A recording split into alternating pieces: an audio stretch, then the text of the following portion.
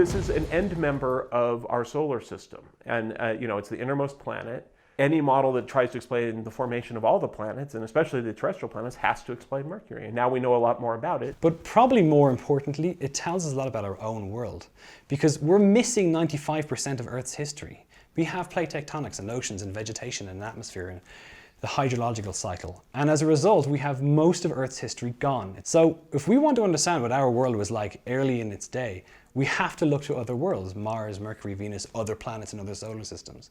By understanding the universe around us, we get a much better understanding of our own world, and we might even get a sense of where our own world is going in future. Mercury is at the frontier of understanding how solar systems form. So if being human and being in a human society means anything, it means being curious, and it means exploring. So fundamentally, that's what it's about. It's about pushing the boundaries of human understanding. And there's a very popular model called the Grand Attack model that now has Jupiter forming where it is and then moving into the inner solar system and then moving out. And this can explain a lot of properties of the asteroid belt and the outer planets and the mass of Mars.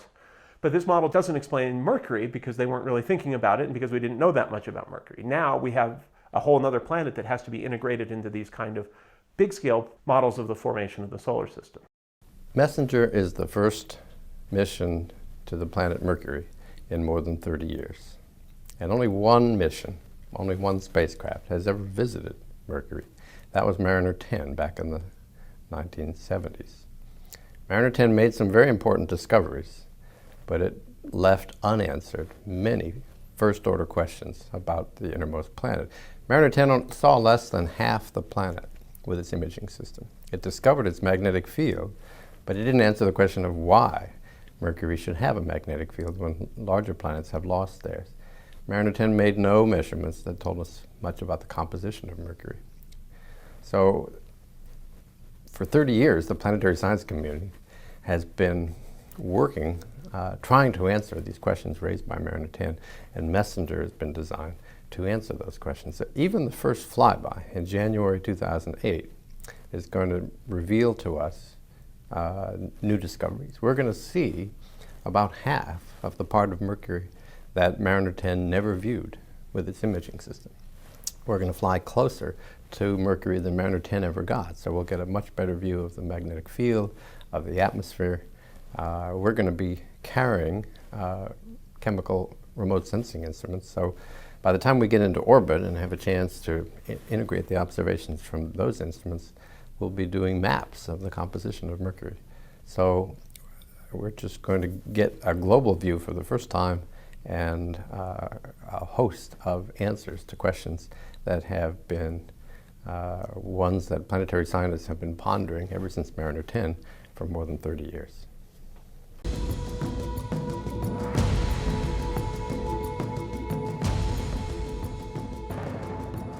One of the most interesting things about Mercury that we didn't really expect is the composition of the surface material. Now, we knew that the competing theories for how Mercury was assembled differed in the composition we would find. We took several instruments that were very well designed to do chemical assays of the surface and how the composition varied over different geological units. The only thing we knew before we went to Mercury was the planet is extraordinarily dense. For such a small body to be as dense as Mercury is, it has to be mostly iron, because iron is the only common element in the sun and in meteorites that is of sufficient density. All of the theories for how Mercury was assembled to end up so metal-rich predicted that the elements easily lost at high temperature, what the chemists call volatile elements, should be severely depleted in Mercury. Now, we started measuring the abundances of volatile elements. Potassium, sulfur, sodium, most recently chlorine, alkali metals, halogens. Sulfur itself is often a volatile species, and they were abundant on the surface of Mercury. Sulfur 10 times more abundant than the surface of the Earth.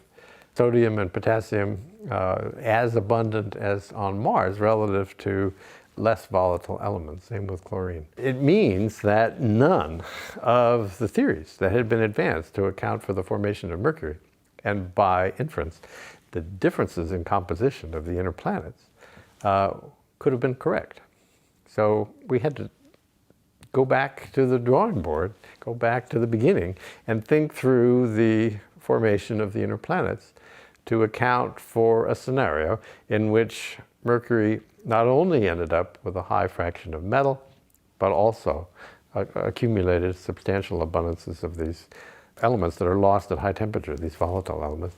Mercury is really special because it has this larger fraction of iron to non-iron, basically rock, okay? And so if we look at the other planets, the Earth, Mars, the Moon, Venus, they have much smaller fractions by mass and by volume of iron in their interior relative to the amount of rock they have. So understanding things about what types of elements are also on the surface can tell us about things in the interior, and all of those are related in some way to how the planet was assembled.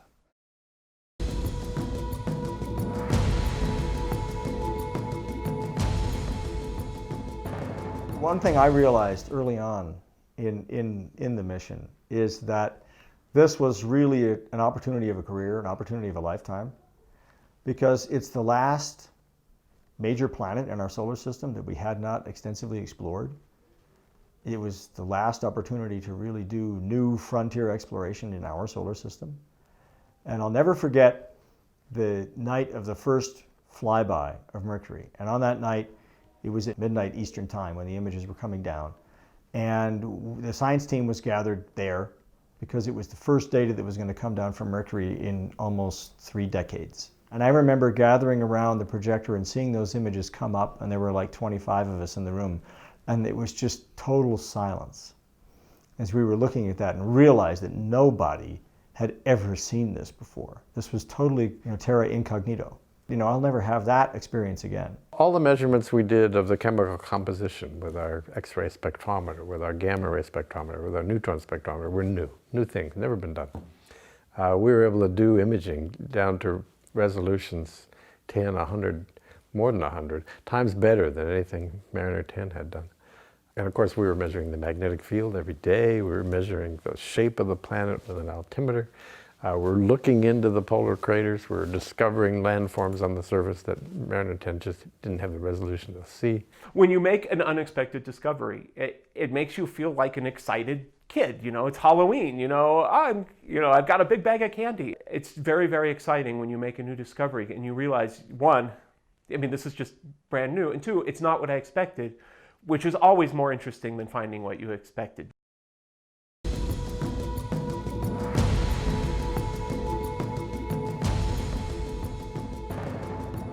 Getting into orbit about Mercury is very, very challenging just because it's moving so fast, and you have to get down close to Mercury, which is already difficult to do, and then you have to hit the brakes in such a way that will allow you to capture into orbit. At the time of launch, we were more than 50% fuel. We were essentially, in some ways, a flying gas can. So that sort of gives you some indication of the difficulty just accomplishing the trajectory that is necessary to get you into orbit. Of course, the thermal and radiation environment around Mercury is extremely challenging. We have this amazing sunshade that isolates us from the solar environment. And so that is, of course, a very important challenge that we had to overcome that is working beautifully. And once we got into orbit from an engineering perspective, things were lining up with the models very nicely, and that the spacecraft was capable of handling this environment.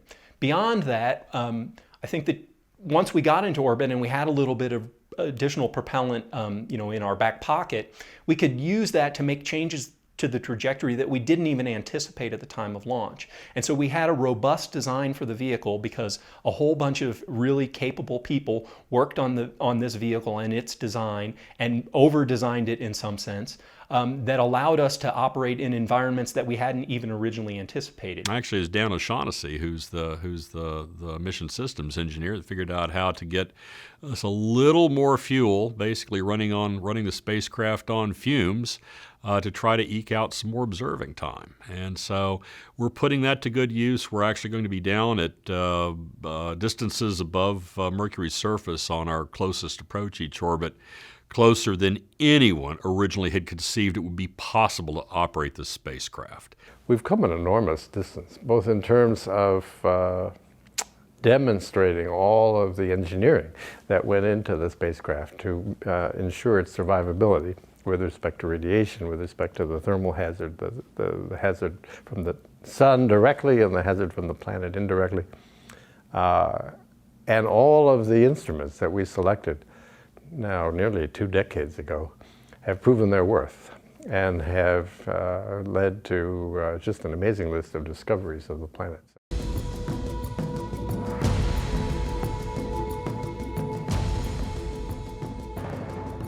There are 2 cameras. One is the NAC, or the narrow angle camera. It's kind of like a zoom lens a little bit. It has a narrower view. And the other one is a wide angle camera, or the WAC. And so we have filters that range from the UV side, so past our human eye, what we can see, over and through to the infrared side. And we have 11 filters spanning this range. And so we can make a color image that is very close to what the human eye could see by taking a true red, a true green, and a true blue, and trying to balance them like your digital camera might. But we can also explore what it looks like in the infrared and the UV, and sometimes you can see things with these images that you wouldn't have been able to see if you were, looking out of the window of a spacecraft going by. And then you can combine these different filters in different ways and get more information. And because we have a lot of them, we can start to get kind of a bit of a spectral signature. When we were writing the original proposal for the Messenger mission in 1996, we estimated that we could get about 16 gigabits of data down from the spacecraft. And since an image was 8 megabits, we would have, if we devoted half of the downlink to images and half to all the other instruments, we figured we'd get about 1,000 pictures of Mercury down. And that was enough to say, this could be a really good mission. But the reality is, along the way, we developed a number of new technologies so that when we realized the true mission, we now have over 250,000 images down. We have, instead of 16 gigabits, 150 gigabits down. So we have dramatically improved the amount of science information we've been able to bring down from this mission, mostly because we have some really good engineers who came up with really inventive ways of improving the insight into Mercury.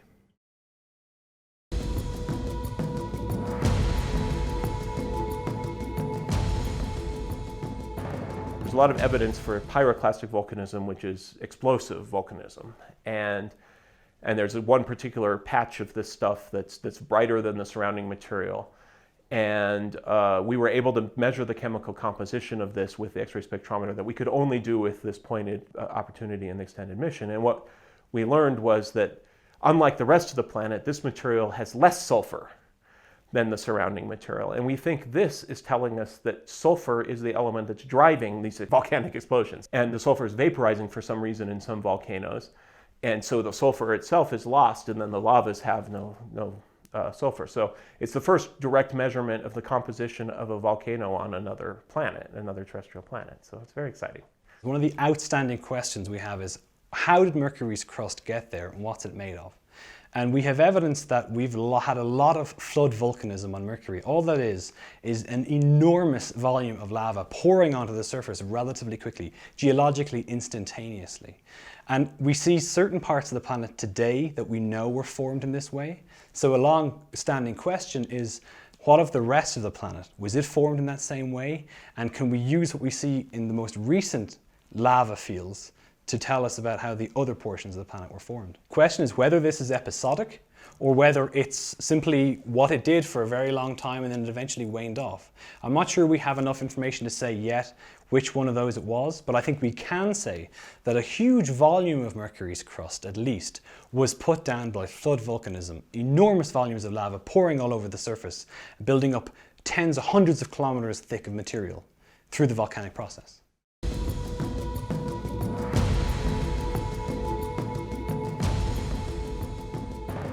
A neutron spectrometer measures neutrons, and the number of neutrons at different energies tell you information about the composition.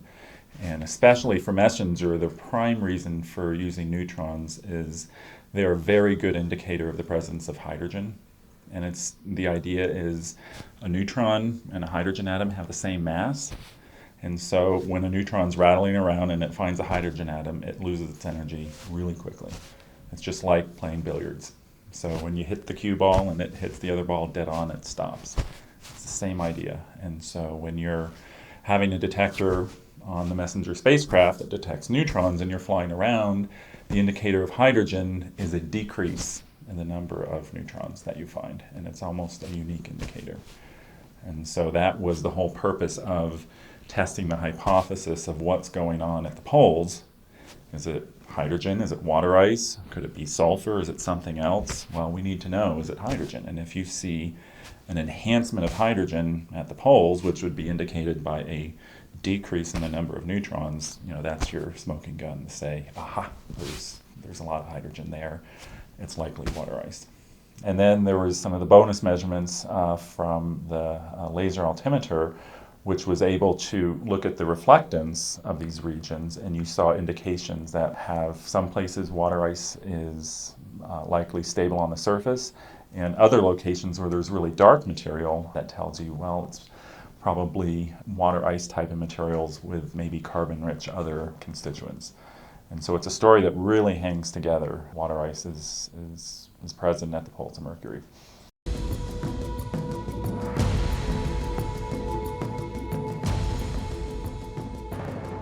Mercury doesn't have seasons, right? Earth has seasons because it's tilted on its axis.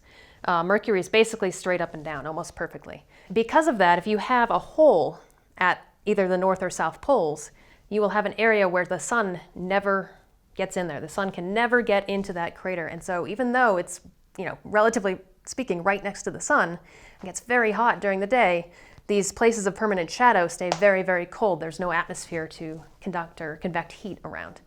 And so thermally, yeah, you could expect some water ice to be there. The radar data suggested it. It's in these areas where you don't expect sunlight. So all signs were suggestive of water ice, but that's about where it stood after Mariner 10. One of Messenger's goals was to try to elucidate more information about these polar deposits. What is it? And we've actually been able to get more information about these things from multiple instruments. And it was kind of neat. A lot of these lines of evidence kind of came together at the same time. We've been in orbit for, 3+ years. And we've imaged 100% of the planet. Now, there are some shadows that are hard to see into, and there's some other parts, but we've taken images that have covered that part of the planet. But for the polar regions, there's parts that are permanently shadowed. The sun never shines there. But what we've been doing actually in the extended mission is we used the filter that we use to look for stars, which is very, very sensitive. If you use this filter and you take an image of the surface of the planet, it's completely saturated. It's way overexposed. It's white. It's washed out. But using that filter and looking at those permanently shadowed regions, you have enough sensitivity to start to resolve the features even within those permanent shadows. And these surfaces that look bright, actually we think are surface water ice on the planet. So we've taken images of what we think is water ice exposed, which is a bit crazy because Mercury is really close to the sun. It's the closest planet to the sun. And yet here on the surface in these permanently shadowed regions, we have images that support the idea that that's water ice on this planet.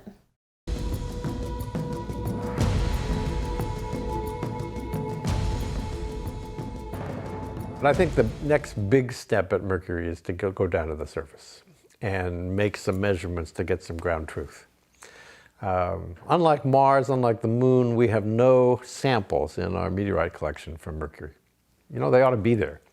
The people who look at the dynamics of impacts and delivery of meteorites around the inner solar system predict that given the number of meteorites we ought to have a handful from Mercury, but nobody's identified any so far. So in the absence of a hand sample that we can take into our best laboratories, we need to get down on the surface. We need to measure the composition. Maybe we need to land in these polar deposits and sample this organic material that we think coats the water ice.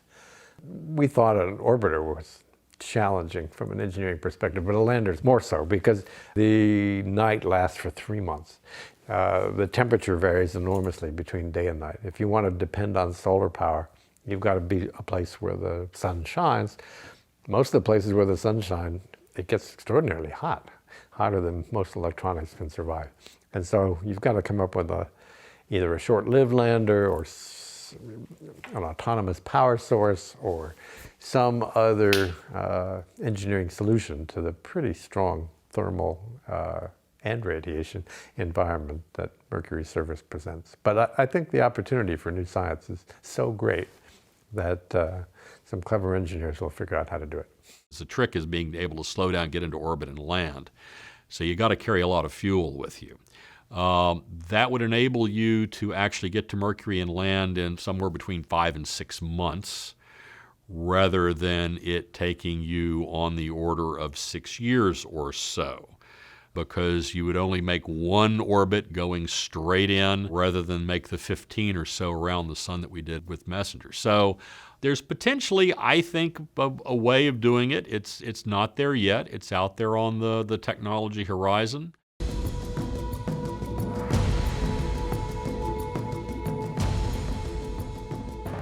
In middle school, I was taking science class, and the science teacher mentioned that the school had a telescope, and it was a little 8-inch reflector telescope, and I asked if I could bring it home with me over the winter holidays, and he said yes. And so I had a telescope, and I was up all night looking at Jupiter and the moon, and it was the most exciting thing I'd ever done. And I knew right then I was going to be some kind of space scientist. And I've been interested in doing this stuff since I was 3 years old. I had books from uncles and friends about how planets worked. I had solar system pajamas. I was always interested in this stuff, and it always got me thinking about what were other worlds like, and what would it be like to stand on the surface of Mercury, or to stand on the surface of a moon around Jupiter? What would that look like?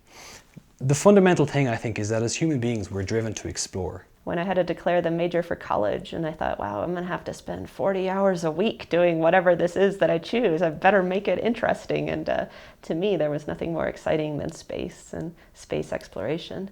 And that's sort of what got me to be a scientist. Since I was a kid, I wanted to get off the Earth somehow. And so I was always interested in airplanes and in spacecraft. And so I went to school to become an aerospace engineer. That's what I did as an undergraduate. And the parts of things that spoke to me were things more related to the planets. And so when I moved to graduate school, then I started studying the planets using the sort of things I learned in engineering school. But the great thing about working in planetary science is I get to meld those two.